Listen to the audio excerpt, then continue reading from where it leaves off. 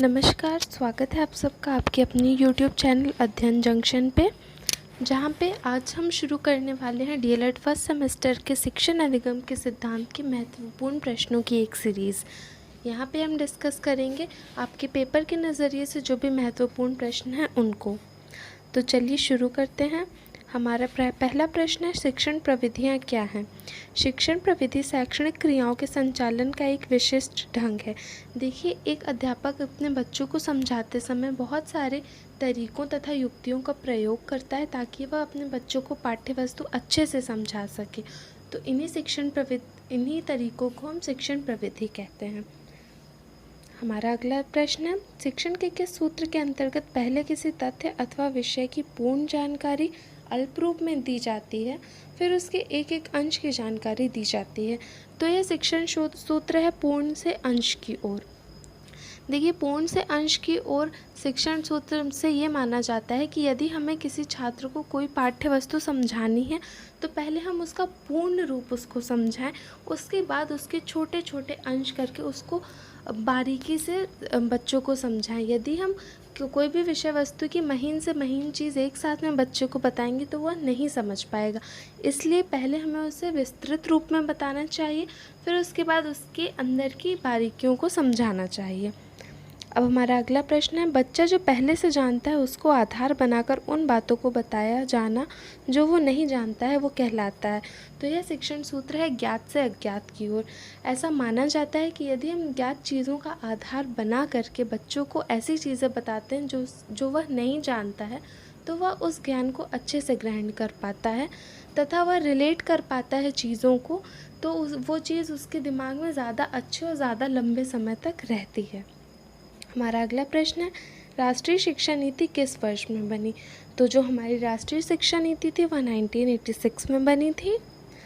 हमारा अगला प्रश्न है, उपचारात्मक शिक्षण किस प्रकार के बालकों के लिए उपयोगी है?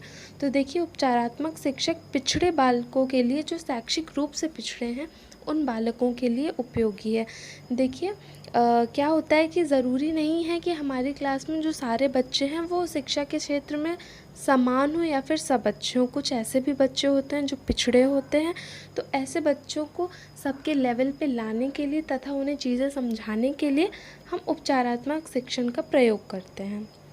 अगला प्रश्न है, किस शिक्षण सूत्र के द्वारा वस्तु या संदर्भ की जानकारी सूक्ष्मता की ओर दी जाती है? तो यह शिक्षण सूत्र है स्थूल से सूक्ष्म की ओर। देखिए, स्थूल का अर्थ होता है जो चीज़ आकार में बड़ी हो या फिर जो बड़ी चीज़ें जो हमें दिखाई देती हैं वो स्थूल कहलाती हैं, तथा सूक्ष्म का मतलब होता है छोटा अंश या फिर उसके किसी स्थूल वस्तु का छोटा भाग। तो इस शिक्षण सूत्र से तात्पर्य यही है कि पहले हम जो दिखने वाली चीज़ें हैं वो बच्चों को समझाएं, फिर उसके बाद धीरे धीरे महीन चीज़ों की तरफ बढ़ें, जो अदृश्य चीज़ें हैं वो हम बाद में बताएं। अगला प्रश्न है, इस उद्यान में बालक पौधे, पाठशाला बगीचा तथा शिक्षक माली होता है, यह कथन किसके द्वारा दिया गया? तो देखिए, ये बहुत ही महत्वपूर्ण कथन है और ये मनोवैज्ञानिक फ्रॉबेल द्वारा दिया गया है। तो आप इस कथन को याद कर लीजिए, ये पेपर में कई बार आ चुका है। हमारा अगला प्रश्न है, भाषा शिक्षण की मुख्य दक्षताएं कौन सी हैं? तो देखिए, भाषा शिक्षण की मुख्य दक्षताएं हैं सुनना, बोलना, पढ़ना, लिखना। इनको हम शॉर्ट में सुबोपली भी कहते हैं। हमारा अगला क्वेश्चन है, शिक्षण से क्या तात्पर्य है? तो देखिए, शिक्षण द्वारा छात्रों को ज्ञान प्रदान करता है। यदि संक्षेप में देखा जाए तो ज्ञान प्रदान करना ही शिक्षण का अर्थ होता है। देखिए, एक छात्र को जो भी कुछ पढ़ाया लिखाया या समझाया जाता है वो इसके शिक्षक द्वारा किया जाता है और इस पूरी प्रक्रिया को हम शिक्षण कहते हैं।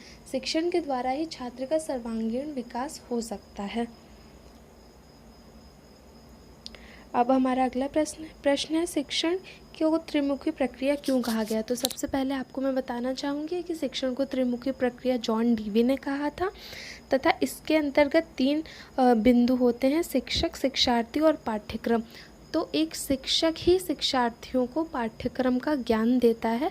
इस वजह से ये तीन बिंदुओं से मिल करके ये पूरी प्रक्रिया चलती है। इस वजह से इसे त्रिमुखी प्रक्रिया कहा गया है। अब देखिए हमारा अगला प्रश्न है, यह कथन किसका है? ज्ञान किसी देश की सुख व समृद्धि का आधार होता है। तो आजकल जैसा कि हम देखते हैं कि किसी भी देश की सुख और समृद्धि का आधार उसके डेवलपमेंट पे डिपेंड करता है। जो देश जितना ज़्यादा डेवलप्ड होगा वहाँ के लोग उतने ज़्यादा सुखी होंगे।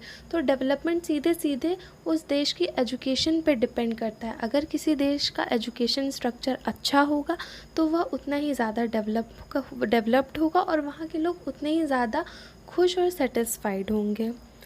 अब हमारा अगला प्रश्न है, संप्रेषण के प्रमुख घटकों को नामोल्लेख कीजिए। तो देखिए संप्रेषण के 3 घटक होते हैं, प्रेषक, संदेश और ग्राही। प्रेषक हम उसे कहते हैं जो कि संदेश प्रेषित करता है या फिर जो संदेश को पहुंचाता है। संदेश में हमारा मैसेज होता है जो हमें किसी दूसरे को पहुंचाना होता है, तथा ग्राही हम रिसीवर को कहते हैं जो कि प्रेषक या फिर सेंडर के द्वारा मैसेज को रिसीव करता है या ग्रहण करता है, उसे हम ग्राही कहते हैं। अब हमारा अगला प्रश्न है, शिक्षण में अभिप्रेरणा का सिद्धांत से क्या आशय है? देखिए ये बहुत ही महत्वपूर्ण प्रश्न है और ये 2015 तथा 2016 का आया हुआ प्रश्न है।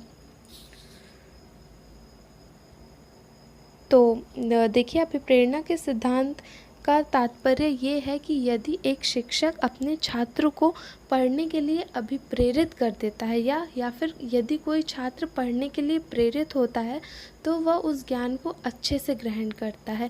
ज्ञान ग्रहण करने का सीधा संबंध प्रेरणा से है। यदि कोई छात्र पढ़ने के लिए प्रेरित ही नहीं होगा तो आप कितना भी प्रयास कर लें वो उतने अच्छे से आपको रिस्पॉन्स नहीं करेगा। तो ये एक टीचर की जिम्मेदारी भी होती है कि वो छात्रों को ज्ञान प्रदान करने के साथ साथ उन्हें मोटिवेशन भी प्रोवाइड करें। अब देखिए हमारा अगला प्रश्न है, उदाहरण प्रविधि की 2 उपयोगिता बताइए। तो सबसे पहले देखिए उदाहरण प्रविधि क्या होता है। उदाहरण प्रविधि का तात्पर्य यह होता है कि यदि कोई अध्यापक अपने छात्रों को कोई विषय या टॉपिक पढ़ा रहा है तो वह उससे रिलेटेड उदाहरण भी बच्चों को देता जाए, क्योंकि उदाहरण से एक क्लैरिटी डेवलप होती है बच्चों के दिमाग में, जिससे और उदाहरण के द्वारा वह उन चीज़ों को ज़्यादा अच्छे से याद कर सकता है। और यदि एक अध्यापक उदाहरण बच्चों की डेली लाइफ से रिलेटेड देता है तो बच्चों के लिए उन चीज़ों को समझना काफ़ी आसान हो जाता है। तो देखिए इसके जो 2 उपयोगिता हैं वह यह हैं कि उदाहरण से पाठ्य वस्तु स्पष्ट, बोधगम्य तथा रोचक बन जाती है। उदाहरणों का प्रयोग विषय सामग्री को स्पष्टता प्रदान करता है और नया ज्ञान भी देता है। अब हमारा अगला प्रश्न, उपचारात्मक शिक्षण से क्या अभिप्राय है? देखिए उपचारात्मक शिक्षण उस शिक्षण को कहा जाता है जिसके माध्यम से छात्रों की शिक्षा संबंधित त्रुटियों को दूर किया जाता है तथा उनकी कमज़ोरियों का भी पता लगाया जाता है।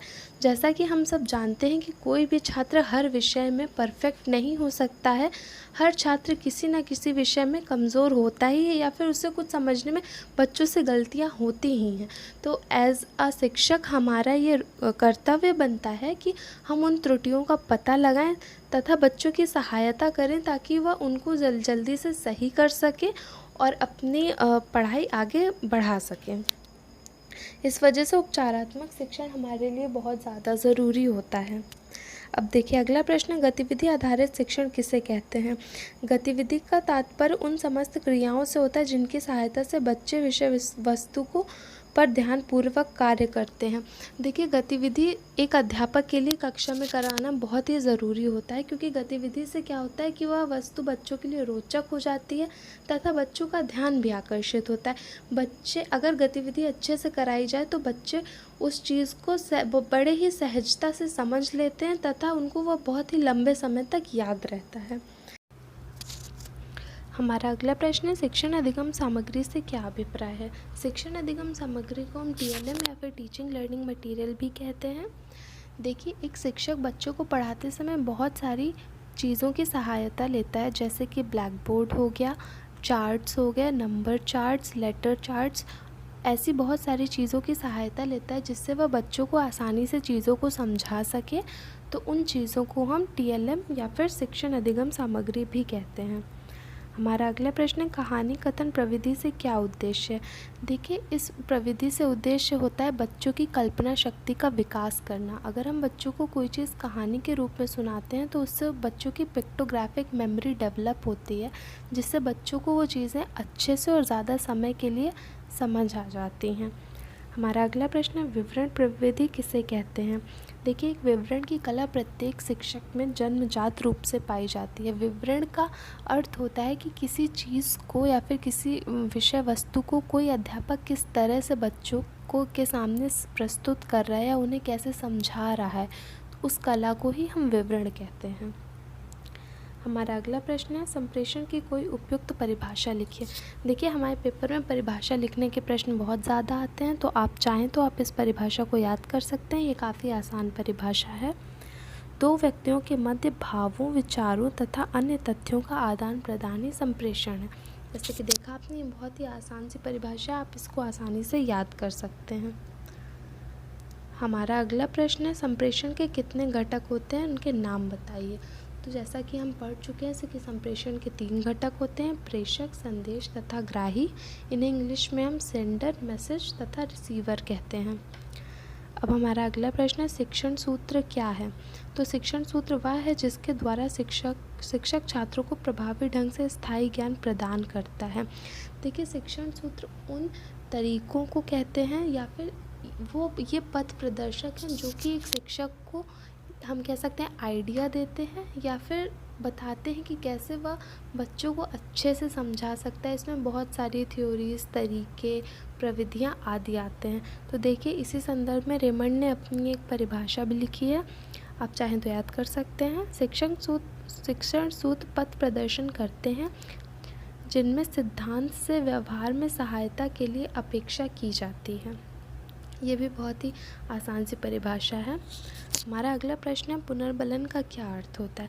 देखिए, पुनर्बलन को इंग्लिश में रीइंफोर्समेंट कहते हैं। इसका अर्थ होता है पुनः बल देना।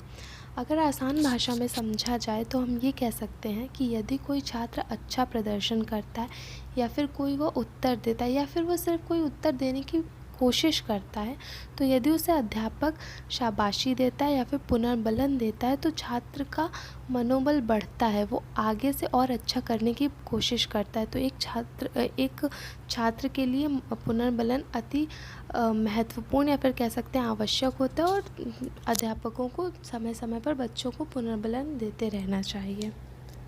अब हमारा अगला प्रश्न है, एक तरफा या फिर वन वे संप्रेषण क्या होता है। तो देखिए, एक तरफा संप्रेषण में एक व्यक्ति अपने विचारों को दूसरे व्यक्ति तक पहुंचा देता है।